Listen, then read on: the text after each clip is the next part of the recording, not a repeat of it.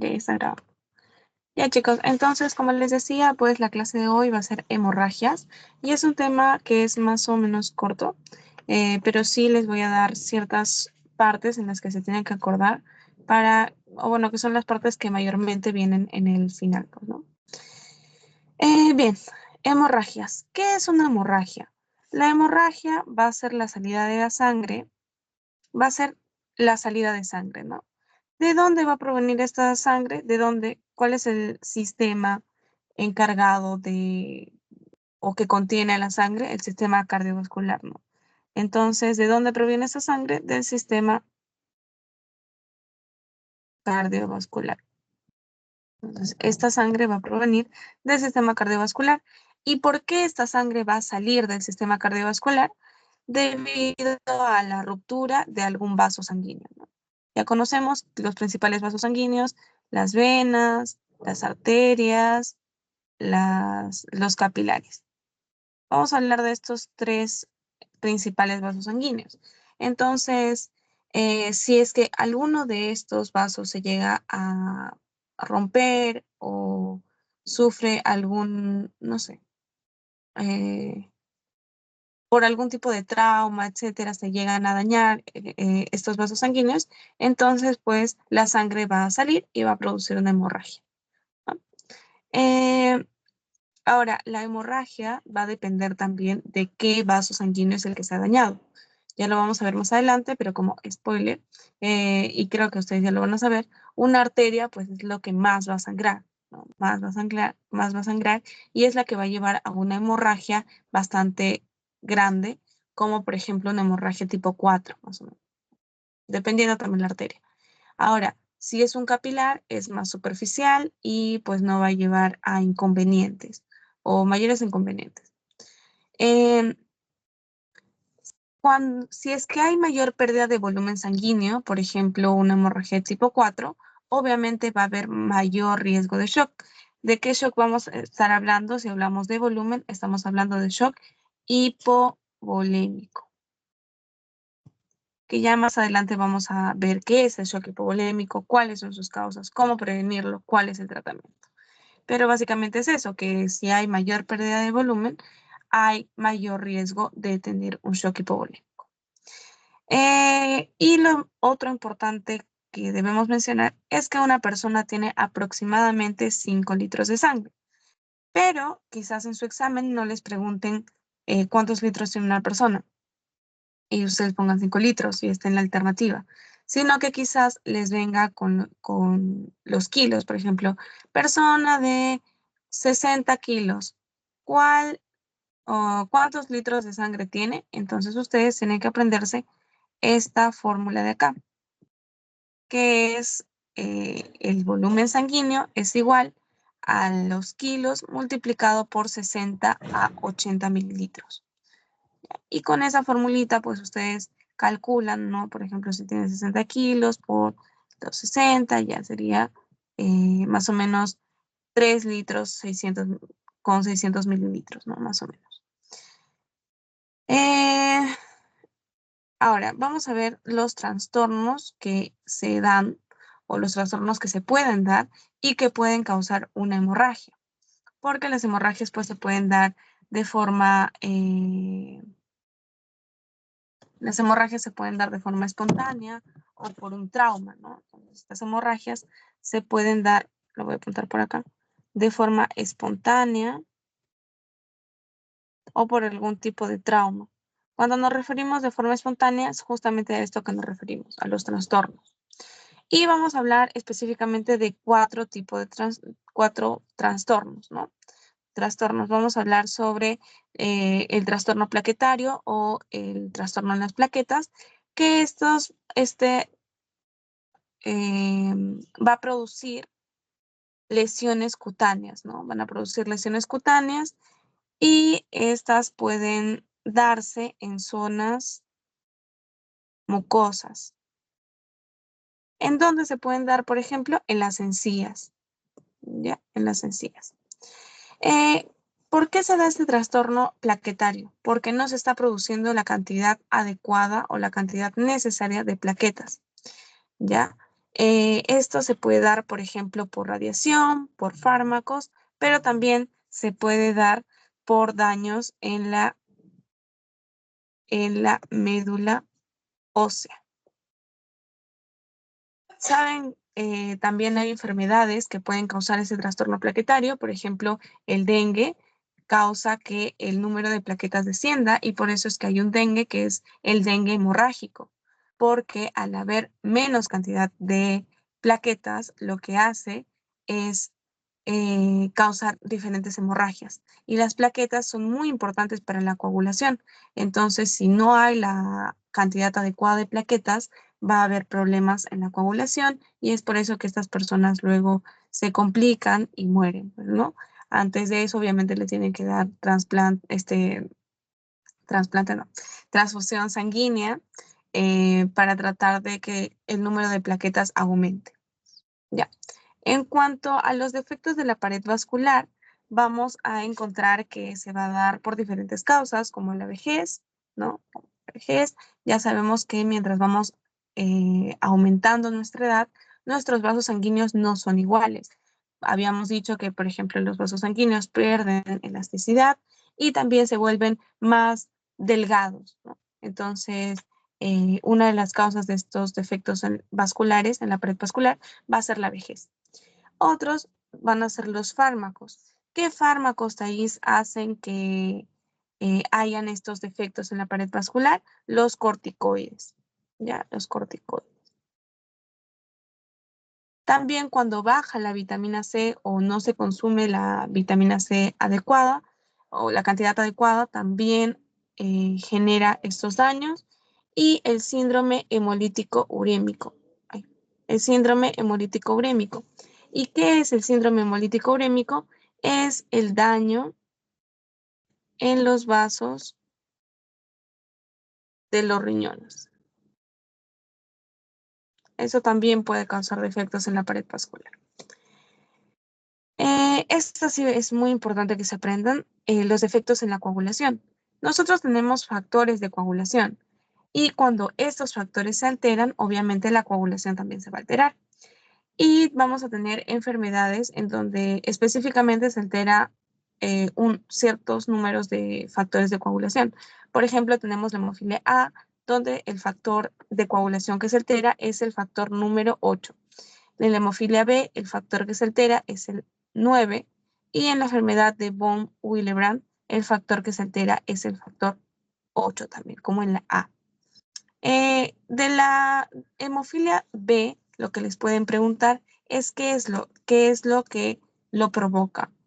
En la hemofilia B es provocada por la endogamia. Endogamia. La endogamia es la que va a provocar la hemofilia B, que es básicamente que familiares sean cosanguíneos, ¿no? Y tengan hijos. Entonces, eso es lo que provocaría una hemofilia B. Y por último, los trastornos adquiridos. Vamos aquí a tener a la deficiencia de vitamina K. Pero, Thais, ¿qué es la vitamina K? Esta vitamina K es muy importante porque nuestro hígado, el hígado, la va a usar para producir proteínas de coagulación. ¿Ya? Entonces, esta vitamina K va a ser muy importante porque nuestro hígado agarra esta vitamina K y la va a transportar, la va a transformar o la va a utilizar para producir proteínas de coagulación.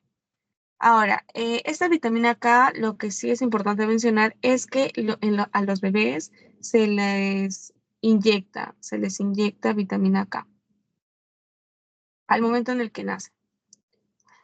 En cuanto a las hepatopatías, esas son pues enfermedades que se van a dar o patologías que se van a dar en el hígado. También vamos a tener la deficiencia de fibrinógeno. Pero, Thais, ¿qué es el fibrinógeno? No sé si clases pasadas ya les había mencionado, pero el fibrinógeno es el que va a formar fibrina, que esta fibrina es importantísima para que se dé más que coagulación, es como lo que llamamos costra de las heridas. Eso es lo que va a formar la fibrina. Y por último, la transfusión masiva. Lo que pasa es que cuando nosotros perdemos sangre, entonces lo que va a pasar, ¿no? En el hospital lo que van a hacer es la transfusión sanguínea. Pero todo va a depender de qué es lo que hayas perdido, o sea, qué es lo que vas a necesitar. Por ejemplo, si yo tengo bajos niveles, o sea, estoy en anemia pero extrema, entonces, ¿qué es lo que me van a dar en la transfusión sanguínea? Glóbulos rojos, ¿no? Si a mí me dio dengue hemorrágico, ¿qué es lo que me van a pasar en la transfusión sanguínea? Plaquetas. Entonces, todo tiene un porqué, porque no siempre vas a necesitar lo mismo. Un paciente que tiene dengue hemorrágico no necesariamente tiene anemia, ¿no? Simplemente el número de plaquetas ha disminuido. Entonces, en la transfusión masiva, lo que va a pasar es que se va, se va a dar la transfusión, pero del paquete sanguíneo completo. O sea que te voy a pasar glóbulos rojos, glóbulos blancos, plaquetas, todo te voy a pasar. Y eso va a ocasionar problemas porque no lo necesitas todo, ¿no? ¿Y esto qué va a producir? Bueno, te va a producir justamente estos trastornos de coagulación, ¿no? Entonces, es por eso que es muy importante saber qué es lo que tiene el paciente y qué es lo que necesita. ¿Ya? ¿Hasta ahí todo claro, chicos?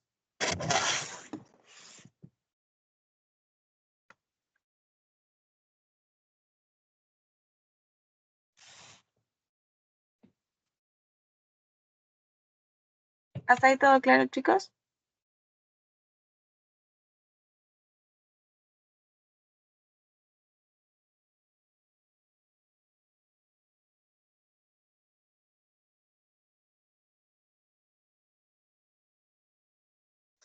Ya.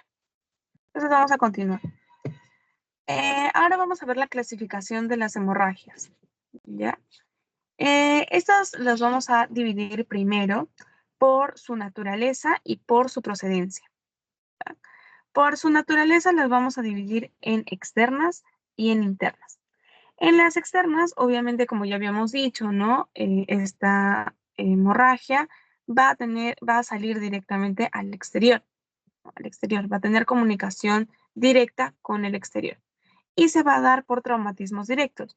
¿Qué traumatismos pueden ocasionar una hemorragia directa? La puede causar, por ejemplo, un corte, ¿no? Por ejemplo, cuando estamos, no sé, en la cocina y estamos cortando, eh, no sé, para una ensalada y de pronto te cortas el dedo. Entonces, eso sería una hemorragia externa. ¿Qué más lo puede causar?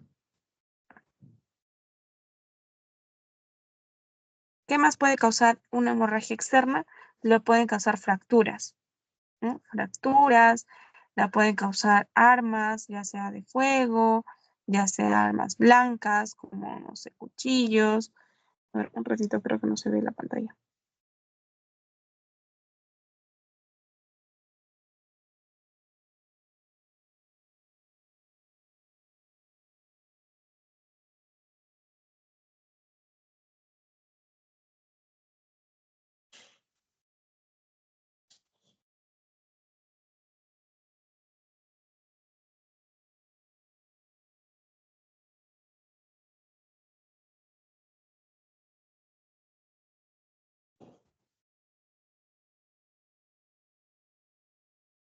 ¿Se ve la pantalla, chicos? Porque en mi laptop me sale como que no.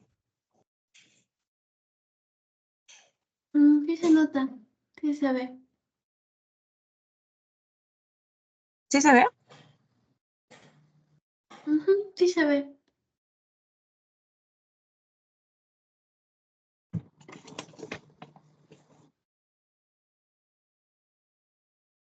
Ya. Entonces vamos a continuar.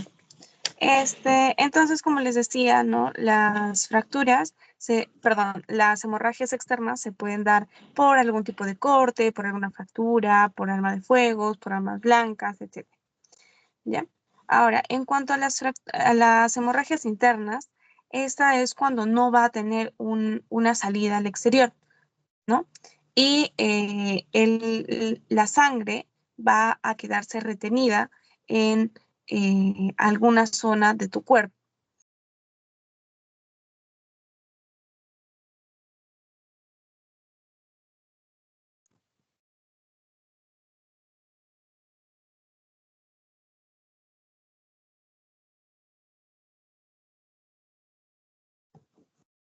Chicos, ¿se me escucha bien? Sí.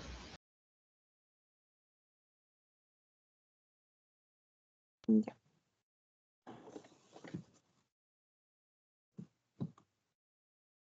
Gracias. Entonces, como les decía, las hemorragias internas es cuando la sangre se va a quedar retenida al interior de tu cuerpo, ¿no? Estas se pueden causar mayormente por contusiones. Contusiones nos referimos a golpes, ¿no? Una Sí, dime. consulta. ¿Va a subir la clase grabada? Sí, Ya, muchas gracias. ya está bien. Eh, ya. Entonces, como les decía, estas hemorragias internas van a ser causadas por contusiones. ¿Y estas contusiones a qué nos referimos? Por ejemplo, golpes, ¿no? Golpes. O algún tipo de traumatismo o algún accidente, por ejemplo, de tránsito, etc. Y estas internas, a su vez, se van a subdividir en cavitaria y en intersticial. En la cavitaria, como su nombre lo indica, ¿no? La sangre va a llegar a una cavidad. ¿A qué cavidad puede llegar? Por ejemplo, al estómago. Puede llegar al estómago, puede llegar al, a la vejiga, por ejemplo, ¿no? Entonces llegan a estas cavidades y a partir de estas cavidades pueden ser exteriorizadas cuando ya la sangre logra salir, por ejemplo, si llega al estómago, ¿no? Esta sangre se deposita en el estómago, no sé, puedo vomitar y puede salir sangre en ese vómito. Entonces ya la hemorragia fue una hemorragia interna cavitaria exteriorizada. Pero si es que todavía no se llega a ese momento, entonces simplemente es una hemorragia interna cavitaria no exteriorizada. Ahora, esta hemorragia interna también puede ser intersticial y es cuando llega a lugares en donde no van a existir cavidades, ¿no? Por ejemplo, no sé, es ahí donde se forman los moretones, ¿no? Estos moretones. Por ejemplo, cuando te golpeas la pierna y te sale un moretón o un hematoma, que ya vamos a hablar un poco después qué es un hematoma específicamente, ya, es ahí donde se ha formado una hemorragia interna intersticial. Ahora, según su procedencia, estos se van a dividir, lo que les decía hace un rato, en capilar, arterial y venoso. Depende cuál es el vaso dañado, es que lo vamos a dividir. ¿Y por qué lo dividimos? Porque cada sangrado de cada uno de estos vasos va a ser distinto, va a tener características diferentes. Por ejemplo, en la hemorragia capilar, estos van a salir, o la sangre va a salir en pequeños puntos sangrantes. Y es importante que se aprendan esta terminología, que la hemorragia se va a llamar hemorragia en sábana o en napa capa. ¿Ya? ¿Qué quiere decir? Que la sangre pues va a salir de a poquitos. Ahora, en cuanto a la sangre arterial y la venosa, esta sí es importante que se aprendan sus diferencias porque sí viene en el examen. La arterial es la que va a salir a chorros. No sé si ya les había comentado, pero la arterial sale al ritmo en el que late el corazón, es decir, que tiene un sangrado palpitante. Eh, y si la arteria es importante, no sé, por ejemplo, la carótida o incluso, no sé, se puede lacerar la aorta, entonces la muerte va a ser sumamente rápida, va a ser en menos de un minuto. Es importante la diferencia del color de la sangre, porque en la arterial la sangre es rojo brillante, mientras que en la venosa la sangre es oscura. Ya, esto sí es muy importante que se lo aprendan. En la venosa, a diferencia de la arterial que sale como al ritmo del corazón, la venosa va a tener una salida continua y también va a salir en napa capa. ¿Ya? ¿Hasta ahí ha quedado alguna duda, chicos? ¿O continuamos con la clase?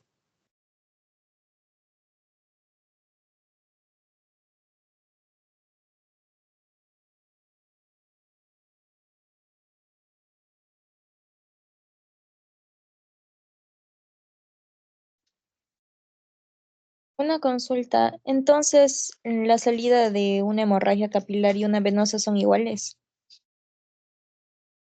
No. El capilar, la diferencia es que la hemorragia capilar es más pequeña y más superficial, sobre todo. Los capilares son los vasos, es bien así, pues, ¿no? Las arterias son más gruesas, llevan sangre más con oxígeno, las venas son más delgadas, llevan sangre con menos oxígeno, y en las venas no vas a tener gran problema. O sea, si tienes hemorragia venosa, no va a llegar rápidamente a un shock hipovolémico. En cambio, en la arterial sí.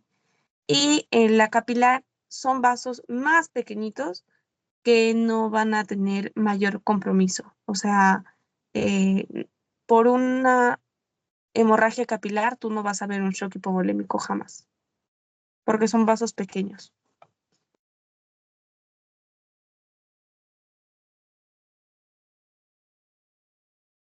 ¿Quedó claro?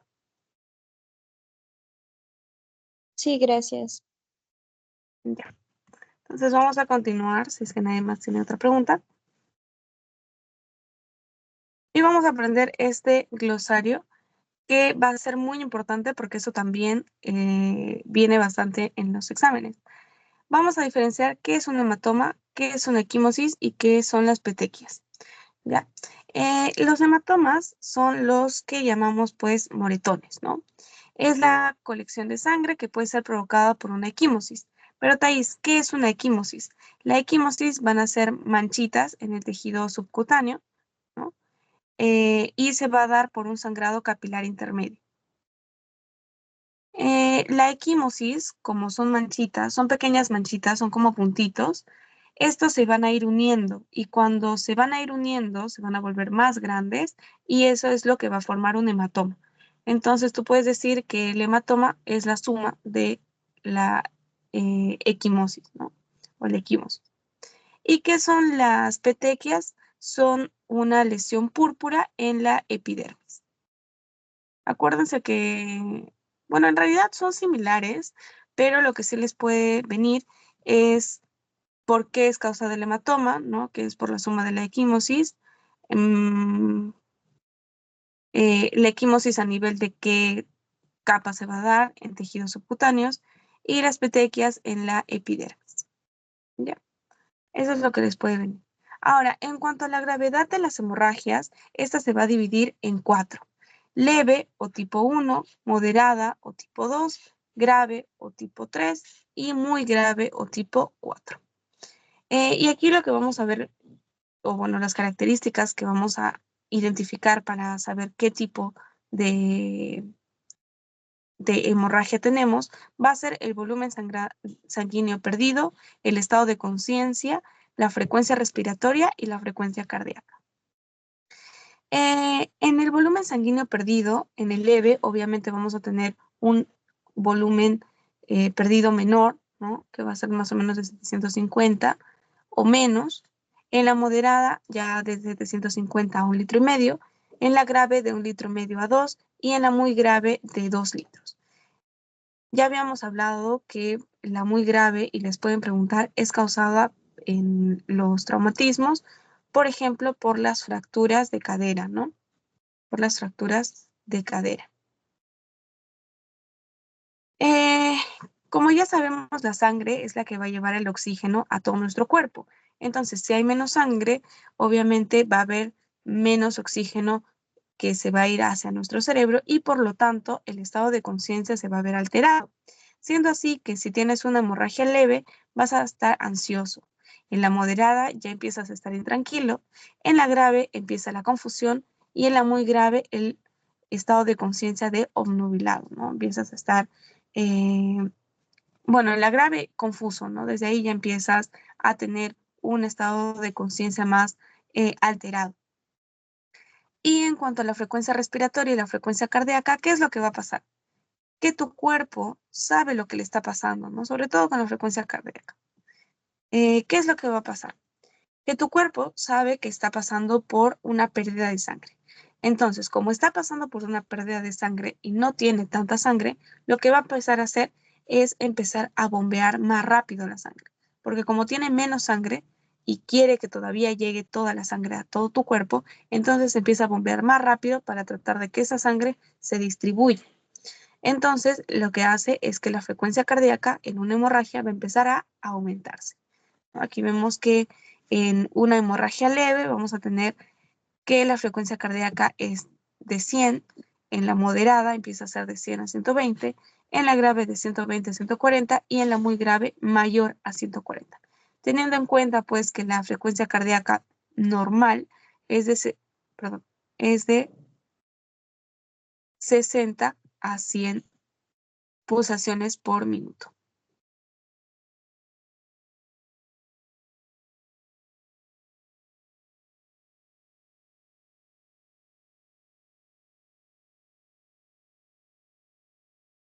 Están viendo mi pantalla, ¿no?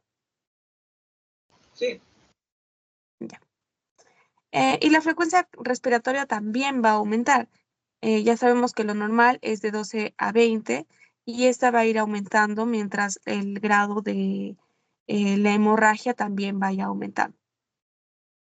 ¿Quedó claro hasta ahí, chicos? Sí.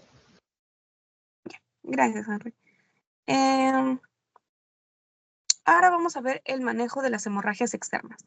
Cuando nosotros estemos en dando primeros auxilios, ¿no? A una persona que ha sufrido un tipo de hemorragia, a la que más vamos a poder ayudar es a los que tienen hemorragia externa, porque los que tienen hemorragia interna necesariamente tienen que llegar a un hospital para que ahí se dé el tratamiento de esta hemorragia.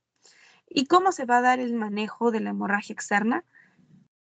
Podemos hacer, lo principal es la presión directa en la herida, ¿no? ¿Cómo se hace? Se coloca un apósito o una compresa que esté limpia, obviamente, y se ejerce presión continua. Recordemos, pues, que la presión no se debe parar. Y si ya colocaste un apósito, los siguientes apósitos, mientras se va llenando la sangre, va a ser encima de ese apósito, porque al momento de retirar y dejar de hacer presión en en la zona de la hemorragia, lo que vas a causar es que sangre mucho más, ¿ya?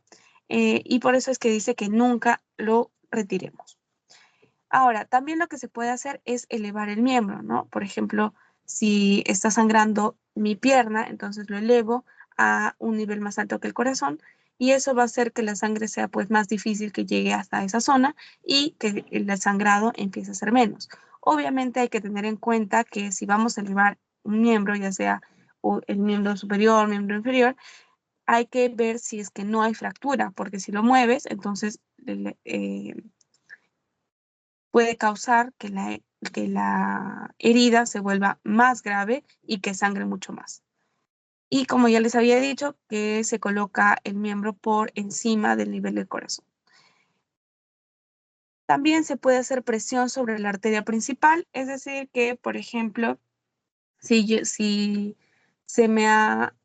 tengo una hemorragia a nivel de la pierna, entonces yo voy a hacer presión, por ejemplo, en la arteria poplitea, que está a nivel de la rodilla.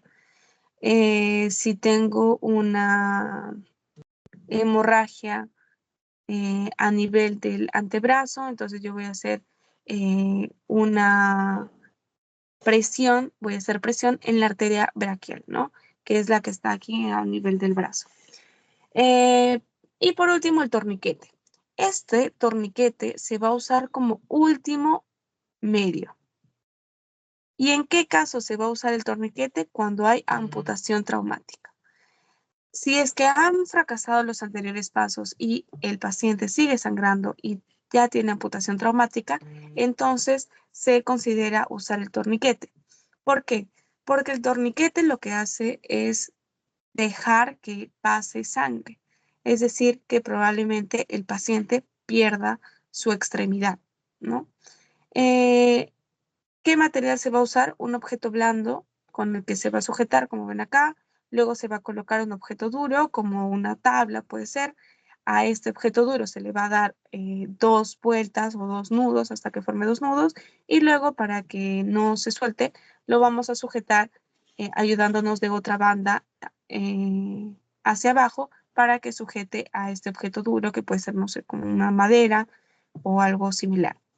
Este torniquete se va a hacer por encima de la herida, y siempre hay que colocar, no sé, algo con plumón o con algo, pero con algo tenemos que marcar la hora y la zona en la que se dio, para que cuando llegue al hospital sepan a qué hora se colocó el torniquete y puedan seguir el tratamiento necesario.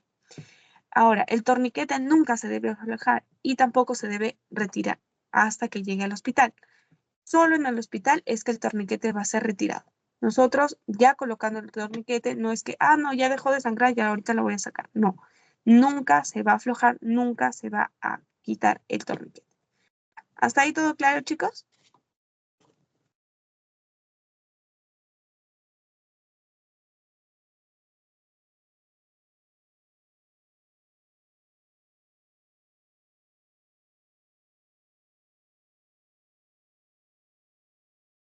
Ya, gracias. Sí.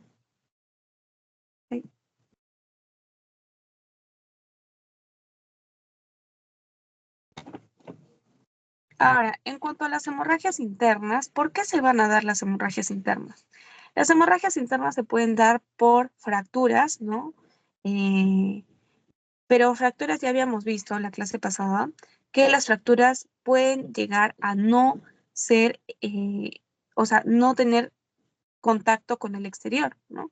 Entonces, eso causaría una hemorragia interna. También por un traumatismo y por úlceras, ¿no?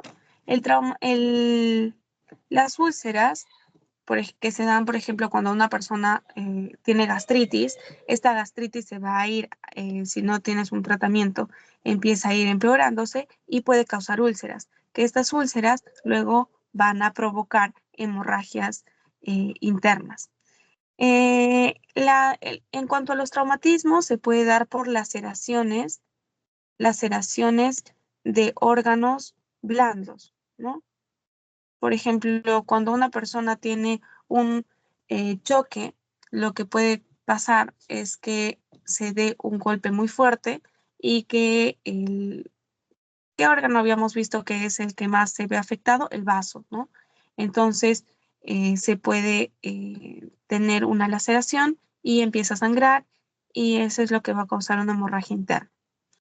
¿Cómo nos damos cuenta que mi paciente tiene una hemorragia interna? Porque ya sabemos que pues no se puede ver, ¿no? Entonces, ¿qué nos puede indicar que tiene una hemorragia interna? El paciente va a estar desorientado, porque como ya sabemos, las hemorragias pues causan una alteración neurológica. Entonces, vas a empezar a notar que tu paciente está desorientado, de pronto empieza a estar confuso, de pronto obnubilado, entonces ya te empiezas a dar cuenta que tiene una hemorragia interna.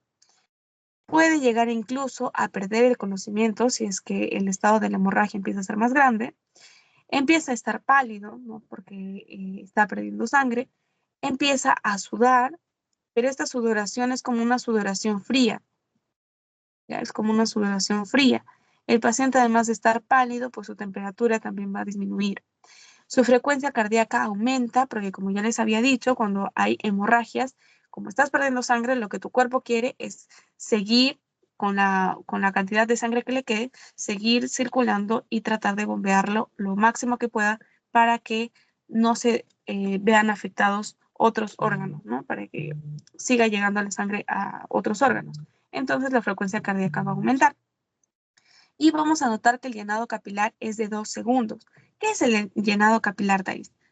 Ustedes hagan así su mano. Bueno, yo tengo las uñas pintadas, pero si no tienes las uñas pintadas, colocas tu dedo y con tus otros dedos lo aplastas y se supone que se va a volver pálido.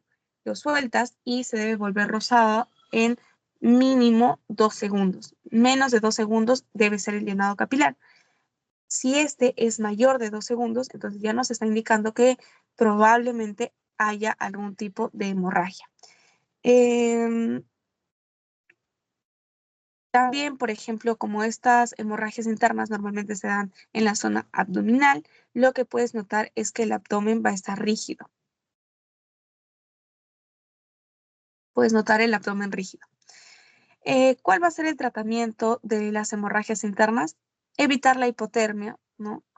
Los pies en alto, como podemos ver aquí en esta foto, no ropa apretada y el traslado a hospital más cercano debe ser de inmediato, porque estas hemorragias internas nosotros no lo vamos a poder dar un tratamiento como tal en la zona. ¿Por qué?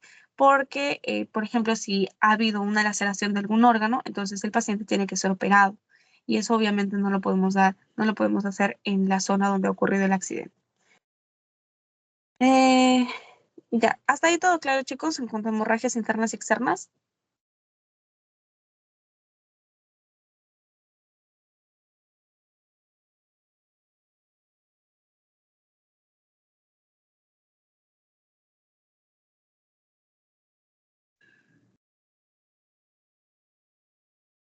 Ya. Gracias, Alex. Entonces vamos a continuar y vamos a ver a las hemorragias exteriorizadas. Ya habíamos visto que las hemorragias internas pueden ser exteriorizadas o no exteriorizadas, ¿no?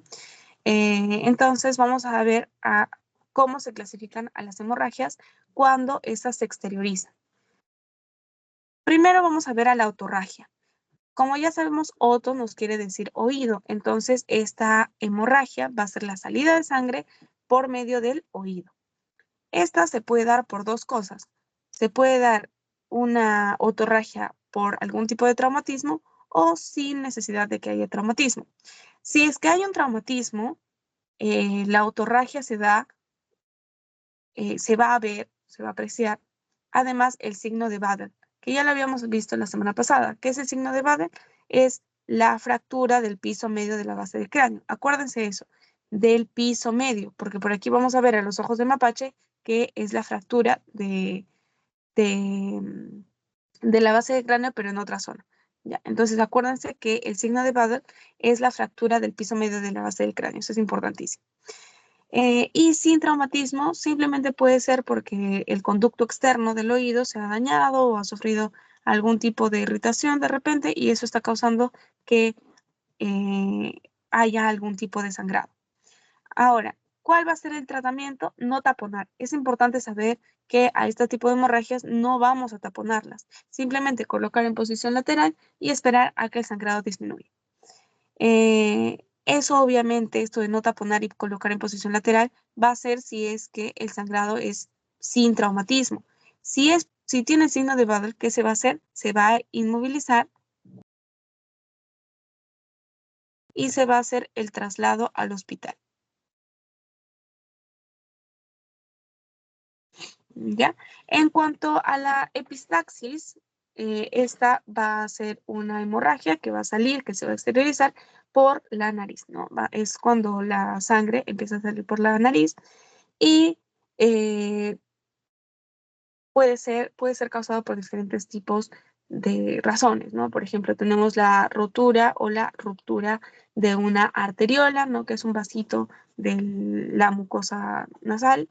Puede ser sintomática, que nos referimos con sintomática, que este va a ser un síntoma, ay, perdón, ya, que este va a ser algún tipo de síntoma de una enfermedad. ¿De qué enfermedad? De la hipertensión. De la hipertensión.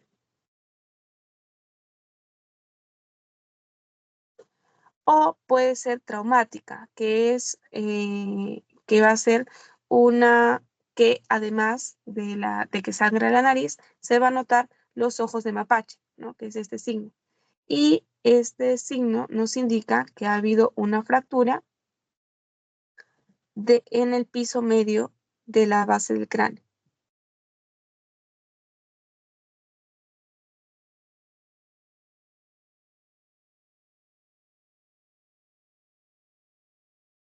¿Ya? Entonces diferencian que el signo de Badel y los ojos de mapache son una fractura en la base del cráneo, pero en diferentes zonas. ¿Cuál va a ser el tratamiento?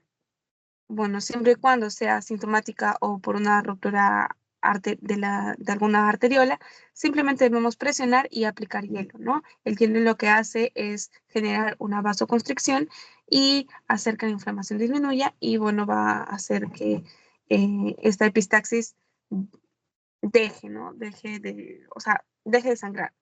Ahora, si es que es traumática, es necesario que sea llevado al hospital, porque como ha sido una fractura en la base del cráneo, entonces puede tener otras complicaciones y es importante que sea llevado al hospital.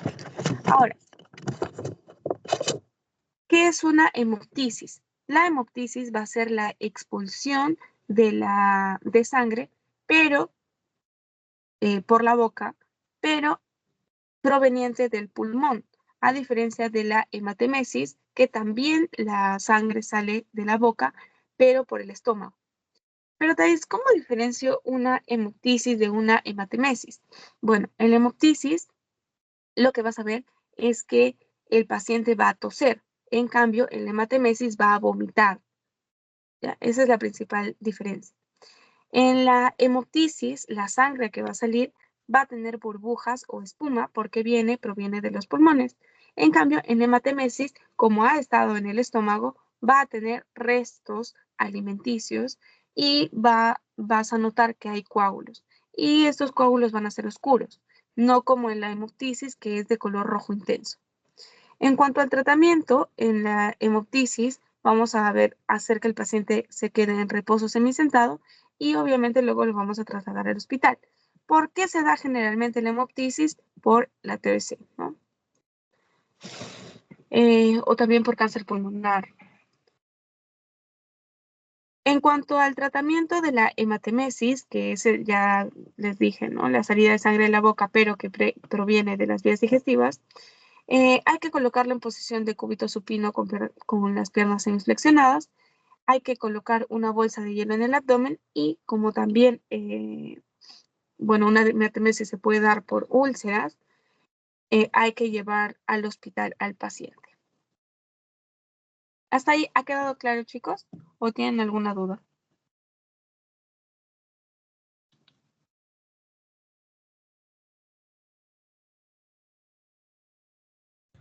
¿Cuál era la diferencia entre hemoptisis y hematemesis? La diferencia principal es que la hemoptisis proviene de la vía aérea, o sea, proviene de los pulmones, mientras que la hematemesis proviene de las vías digestivas. Y como les decía, ¿no? Que la sangre se va a ver diferente. En la hemoptisis, el paciente va a toser y la sangre se va a ver con espuma o con burbujas, mientras que en la hematemesis el paciente va a vomitar y la sangre se va a ver con restos que parecen coágulos, pero en realidad son restos alimenticios. Y otra cosa es que la sangre en la hematemesis se va a ver rojo oscuro, mientras que en la hemoptisis se va a ver rojo intenso. Esas son las principales diferencias.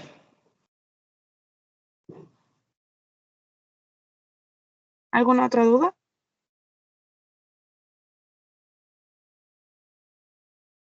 Disculpa, ¿los ojos de mapache se da por fractura en el piso medio o anterior? Ay, perdón, anterior. Gracias. Es fractura en el piso anterior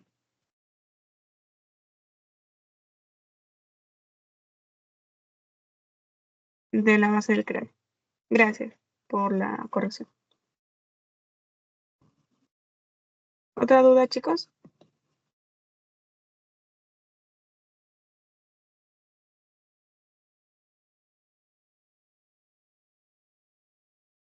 Ya, entonces vamos a continuar. Aquí vamos a tener otros 4 tipos de hemorragias exteriorizadas. Primero vamos a tener a las gingivorragias, que en realidad estas dudo que les pregunten porque la verdad es que no tienen tanta importancia, porque es una hemorragia en las encías y lo que sí, bueno, lo que les pueden preguntar y colocar en alguna de las alternativas es que si las gingivorragias tienen alguna importancia o si pueden llevar a una hemorragia grave. Y esta es no, o sea, esta hemorragia simplemente se puede tratar con alguna pastilla, nada más, no va a ser de mayor importancia. ¿Por qué se puede dar? Porque hay una inflamación o una carencia de vitamina de vitamina C, ¿no? Lo que pasa es que los pacientes también a veces no se cepillan bien los dientes o algo similar, y eso es lo que provocaría una gingivorragia. ¿Qué es una rectorragia, Thais? La rectorragia va a ser la salida de la sangre de un color intenso por el ano, ¿no?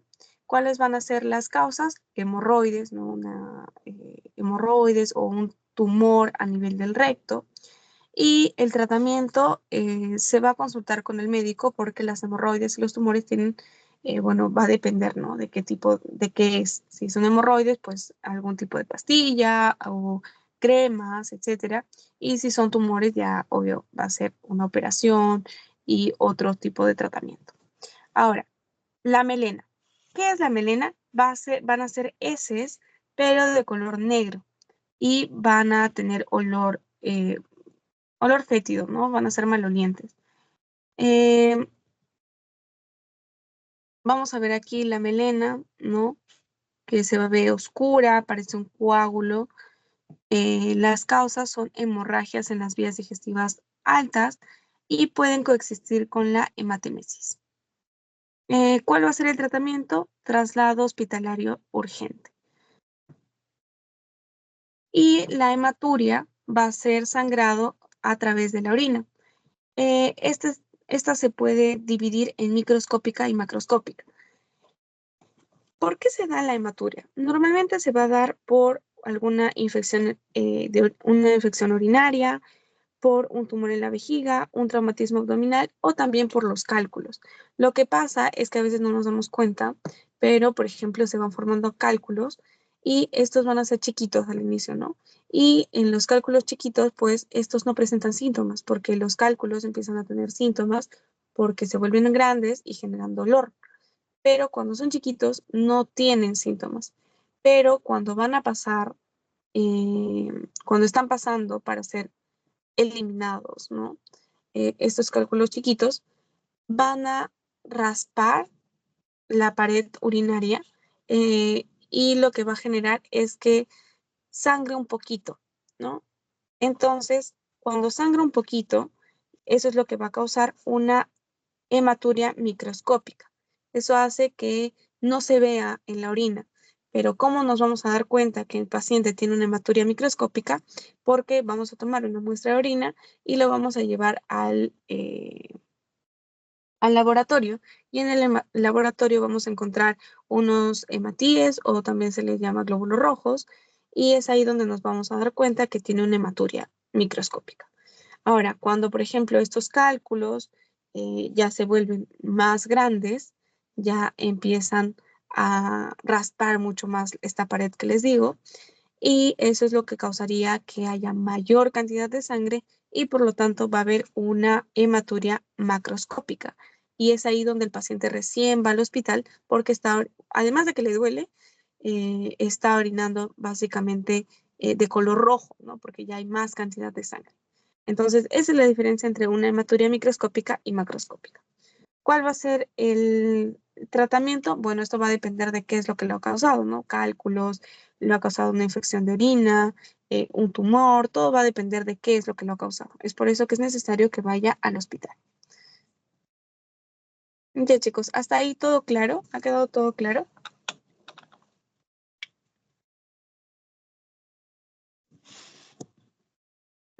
Gracias, Alex. Por último, vamos a hablar del shock hipovolémico. ¿Qué es el shock hipovolémico? El shock hipovolémico es la pérdida de volumen de algún tipo de volumen en tu cuerpo, ¿no? Puede ser líquidos o puede ser de sangre, ¿no? Esto va a causar que haya una disminución de volumen sanguíneo y y como dice acá, la sangre va a ser insuficiente. Al ser insuficiente, esta no puede cumplir con llevar pues el oxígeno a tu cuerpo y todo eso. Al no haber suficiente sangre, ¿qué es lo que vas a observar en tu paciente? ¿Cuáles van a ser los síntomas? El paciente se va a volver pálido. Siempre que una persona pierda sangre, se va a volver pálida. Entonces, eso hay que tenerlo en cuenta. El pulso va a ser débil porque va a aumentar tu frecuencia cardíaca, pero no hay suficiente sangre. Entonces, el corazón va a estar pum, pum, pum, pum, pum, pero así. O sea, se supone que, no sé, como para decirles, el corazón debe latir pum, pum, pum, ¿no? Pero en el caso del shock hipovolémico, va a latir de forma superficial, pero muy rápido. Es por eso que la frecuencia cardíaca se va a ver aumentada. El paciente va a tener sed, porque ya les había dicho, ¿no? El paciente ha perdido líquidos, ha perdido sangre.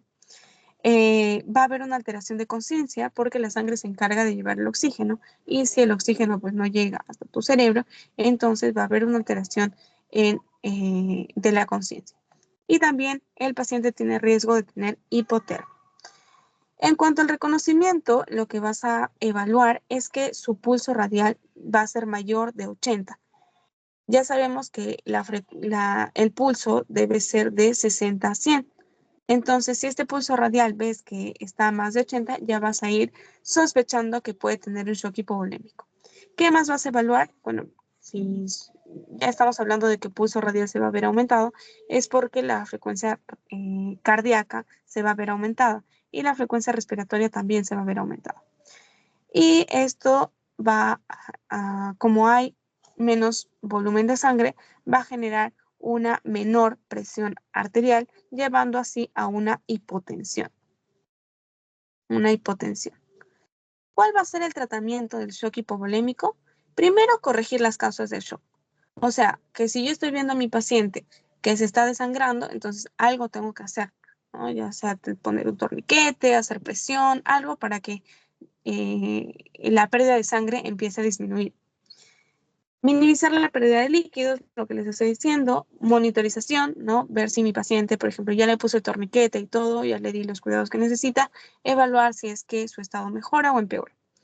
Administrar el tratamiento, que esto ya se va a dar en el hospital, por ejemplo, la transfusión sanguínea, y prevenir las complicaciones, ¿no?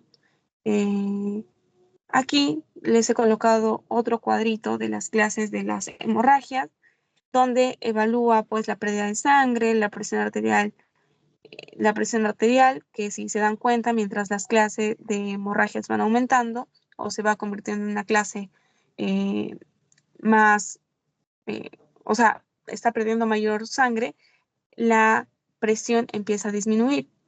El pulso, por su lado, empieza a aumentar, pero dense cuenta que empieza a ser débil, ¿no? Llegando a la clase 4, teniendo taquicardia, pero siendo muy leve. El llenado capilar empieza a aumentar, llegando, miren, incluso a la clase 4 siendo no detectable. O sea, ya no hay llenado capilar porque está demasiado pálido. Frecuencia respiratoria empieza a aumentar, ¿no? Vemos aquí taquipnia, la frecuencia respiratoria aumenta, siendo bastante superficial. La diuresis disminuye. La diuresis es la pérdida de líquidos, pero por la orina, ¿no? Entonces, lo normal, 30, esta empieza en la clase 1 a ser más de 30, pero en la clase 2 ya empieza a disminuir, llegando incluso a ser 0. Y las extremidades se van a notar en la clase 1 de color normal, en la clase 2 se van a notar más pálidas y en la clase 4 empiezan, además de ser pálidas, se vuelven frías. Acá tenemos otro cuadrito del shock hipovolémico. Miren que el pulso nuevamente acá no se nota que aumenta, la presión arterial empieza a disminuir, las respiraciones empiezan a aumentar. Eso es lo que se deben aprender, más que todo la pérdida de sangre. Deben saber que el pulso aumenta, al igual que las respiraciones, y que la presión disminuye. ¿Ya, chicos? Entonces, eso sería todo por la clase de hoy. No sé si tienen alguna duda, consulta, pueden ir diciéndome mientras yo voy buscando el quizzes para que ustedes lo puedan responder.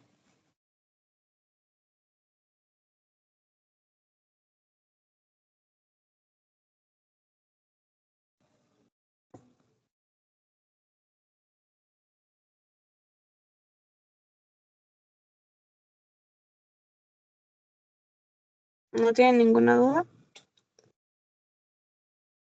Ya, entonces si no tienen ninguna duda, voy a pasarles el código del quizzes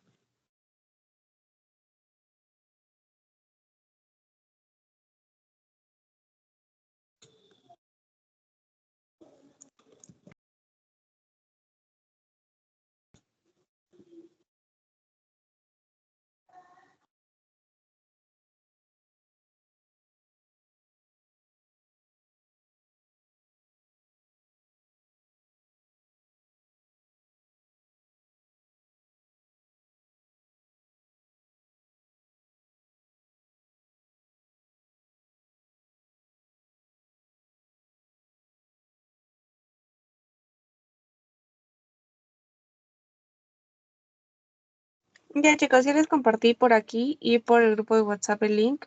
Pueden ir uniéndose para empezar el quiz.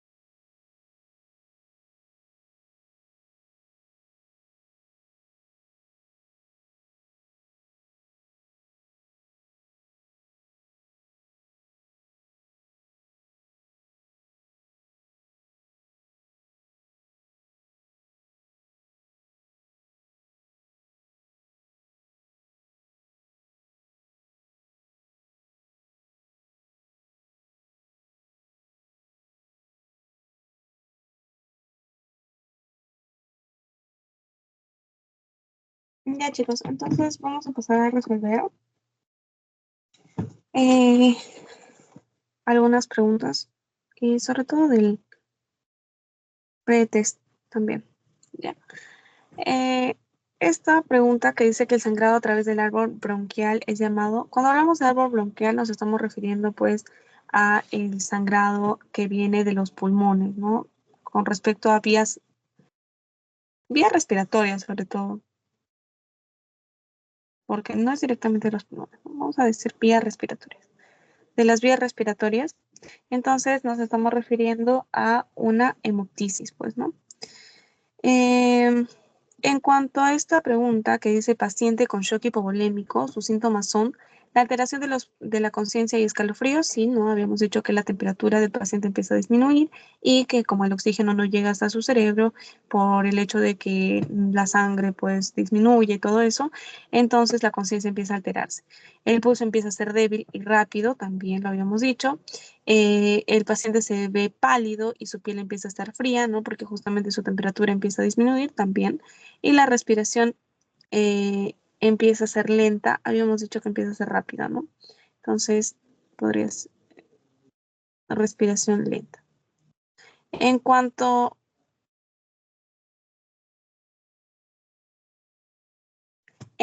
a los orígenes del sangrado, marcar lo incorrecto, vamos a decir que la hemoptisis, ¿no? Es el sangrado por la boca de origen respiratorio. Esto es correcto. La epistaxis es sangrado por el oído. ¿Qué es la epistaxis? Es el sangrado por la nariz, ¿no? La otorragia es el sangrado por el oído. La hematuria sí es el sangrado a través de la uretra, ¿no? Que tiene que ver con con el sistema urinario. Y la hematemesis, sangrado por la boca de origen digestivo. Ya. En cuanto a esto, nos dice que el paciente con amputación traumática y sangrado profuso, ¿qué se debe hacer? Cuando el paciente habíamos dicho que tiene una amputación traumática, lo que se debe hacer es realizar un torniquete, ¿no? Y siempre el torniquete debe indicar hora y lugar. Ahora, este sí es del pretest. ¿Cuál es el papel del fibrinógeno en el proceso de coagulación? Ya habíamos mencionado que el fibrinógeno se va a convertir en fibrina y esta fibrina va a tener la función de, estabilizar el coágulo, ¿no? El coágulo, estabilizar, ¿para qué? Para formar lo que nosotros coloquialmente llamamos como costra, ¿no? En el contexto de una hemorragia gastrointestinal, ¿cuál es la diferencia entre la melena y la hematemesis? Sabemos que la melena pues es la sangre, pero en las heces, ¿no? Y ya sabemos que estas heces van a ser de color oscuro, bastante oscuras, llegando incluso a ser negras. Mientras que la hematemesis es el vómito. Ambas son por una hemorragia intestinal, pero la melena es a través de las heces y la hematemesis a través del vómito. ¿Cuál es el tipo de hemorragia más comúnmente asociado con heridas superficiales y cortes menores de la piel? Ya les había mencionado que cuando hablamos de heridas superficiales pequeñas que no tienen gran importancia, hablamos de hemorragia capilar. ¿Cuál es la técnica más efectiva para detener una hemorragia nasal? Inclinar la cabeza hacia adelante y apretar la nariz por debajo del puente nasal sería lo correcto. No debemos inclinar la cabeza hacia atrás, ¿no? Es lo que generalmente se hacía o se piensa que está bien o que es correcto, pero lo adecuado es inclinarlo hacia adelante. Y por último, ¿qué signo clínico puede indicar una hemorragia interna abdominal? Como ya les había mencionado, ¿no? Entre otras características, y hablando especialmente de la hemorragia interna abdominal, vamos a notar una rigidez en la pared abdominal. ¿Ya, chicos? Entonces, eso sería toda la clase del día de hoy.